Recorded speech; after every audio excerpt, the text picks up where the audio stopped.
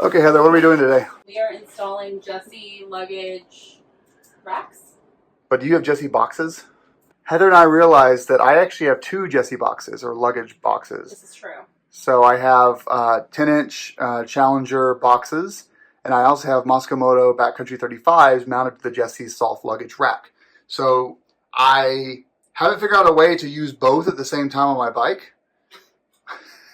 So I always have a Jessie compatible box as they were being used, since Heather and I are trying to obviously do this for as cheap as possible. Well, I would do this as cheap as possible. We're trying not to, sure we can say that about Adam. We're trying to save money as I keep Adam's this trying to focused on save the money. useless exhaust. Yes. So I reached out to Jessie Luggage, and they happily charged me full price. I like to include that for a rack system. So even though I've gotten discounts for Jessie Luggage in the past, this is a fully paid for part, and all this is today is the luggage rack. And when we finish the video, Heather will have soft luggage on her bike. So in lieu of crash bars, we're just going to use the Moscow bags as her crash bars. All right, so I just wanted to kind of recap before we get started on this. So we're using a T40. Love my Weirdo tools. They're on the Amazon store if you want to buy them. If you do buy them, I'll get $8 back, which is kind of nice. But you said spend $400 for me to get $8. Actually, just mail me $8. Okay, so the way this is working is this is going to be going behind the passenger peg here. Two T40s here. Then you got two more T40s here. So this goes up here like this, and that goes there. Now what's not confirmed yet is the crossbar. We're just going to install both pannier sides first and then figure out how the crossbar fits. One last thing, these upper T40s probably aren't thread locked, but the passenger ones most definitely are, and BMW uses insane thread lockers. So I'm actually going to get these started, and then we'll probably use an impact to get them all the way out. That's a little stronger. That front one must not have been thread locked. That was probably the Friday afternoon bolt at the factory.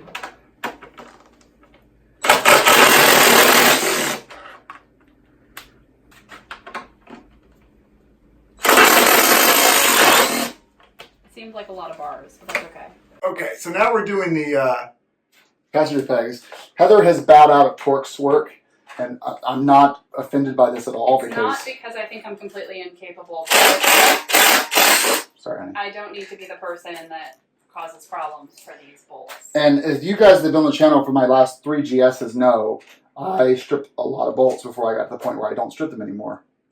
I need my Loctite 242. Make sure you guys buy this. Get it by the gallon. This is like $20, but it'll last you 3 years. It's not a gallon.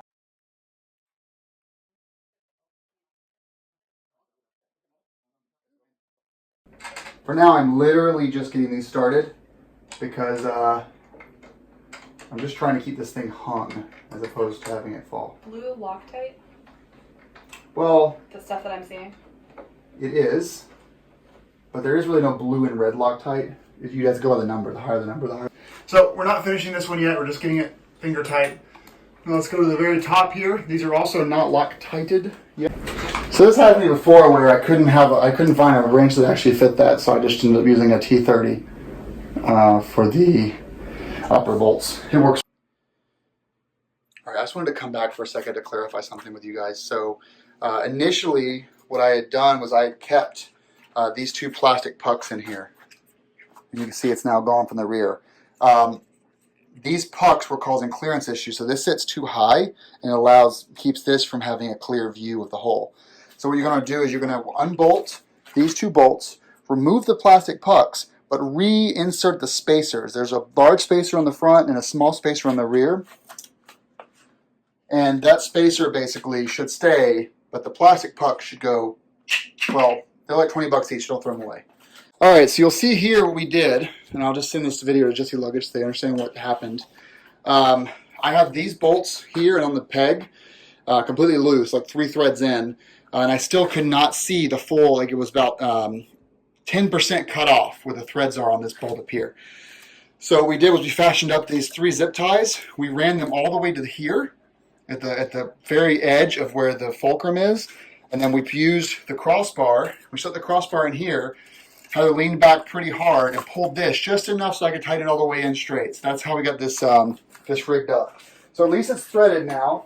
So on the other side, I just want to kind of like back up here for a second. So on the other side, with those plastic pucks removed, everything was perfect. On this side, it's also perfect. I mean, the way this comes off the bike, it would have definitely been up too high if those pucks were still in place. So I would say overall, this worked exactly how it's designed. The only issue being on this side, the exhaust side, this was a little bit too close. We managed to get it in there, and it's down now. It's good, but it was basically popped over a bit. There we go. So there is your crossbar. So what you're doing, you've got a locking nut, which is great.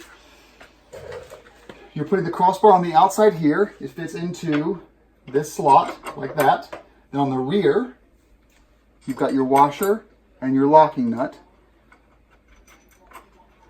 Just like that. Let's go to the other side. Here's the other side. Same thing applies. We're going to put this through. And it does not contact the Acura can. Fantastic. I'm going to put this washer behind there. It's close. Very, very close. I'm using a size 13 to tighten that down when it comes time to do that.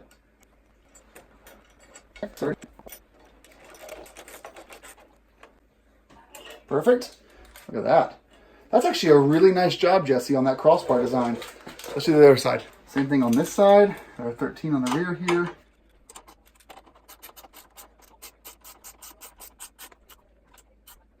Oh, look at that. All right, now we're just going to tighten on these bolts up top. We've encountered another problem. So this black plastic piece right here, this is meant to mount the Vario bags on. In a lot of cases, including original or old school Jesse luggage, it gets in the way.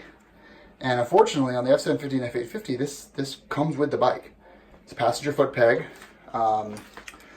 When I tighten this down, this drops, causing this to not be able to lift up, causing when I'm screwing this in to be a nice gap here. I can't tighten these screws down at all. There's no way because of the way this whole thing designed. So right now, I've got a play in it.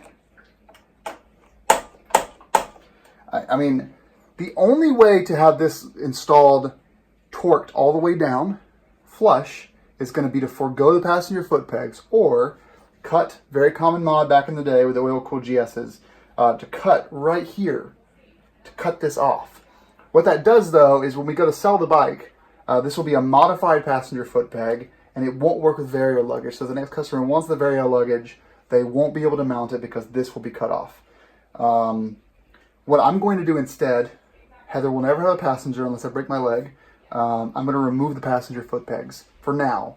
I'm going to reach out to Jesse and figure out an alternative situation. But yeah, there's absolutely no way to have the passenger foot pegs and the luggage rack at the same time without causing a lot of problems. All right, Heather, you ready to see your boxes on? Mm-hmm. So look, check it out though. This is so cool. The crossbar does go above, but it fits in this little tiny sleeve on the outside. Oh, that's nice. I didn't even think about that. Yeah. That there. Yep, you're right. All right, so drop this on. So you could run whatever you want to. My concern was that the 10-inch was going to look too big on this bike. They're pretty massive. They make an 8-inch, but I'm not going to spend $1,000 right now. No.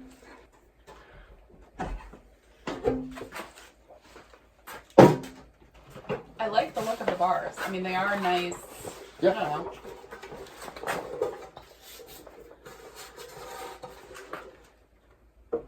Moscow makes a Scout 25. This is the 35. They make a 25. This is fun though.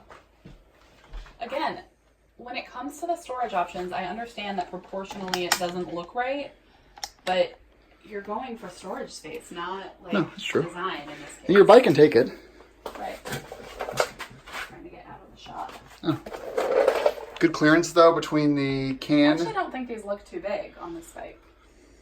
Your boxes look massive. Mm-hmm. But the Moscow don't look terribly big. Oh dear God, the dog's gonna freak out. All right, so we got it to work. We made it work. I think personally, the upper crossbar is a much smarter decision than what they do on the GS. The GS is a lower crossbar underneath the exhaust. I like that it comes across the back like that, kind of hidden. That's really nice. And it's a shame about the passenger pegs. We'll work it out, and I'll post an updated video if we end up fixing that problem. But for now, if you're going to tour with a passenger, Jesse Luggage may not work for you. Darn. Well, you don't want to get on the back of your bike, are they? I don't want anybody on the back of my bike. Okay, perfect. Well, then you bet those douchebags that put the helmet on their back seat in case they pick up a girl. But okay. Have you seen that? Sport bike riders? Yeah, but I'm not picking anybody up, including Put a extra small helmet and a size 0 dress You're on the not back of your getting on the bike. back of my bike, Adam. I'm not wearing a dress.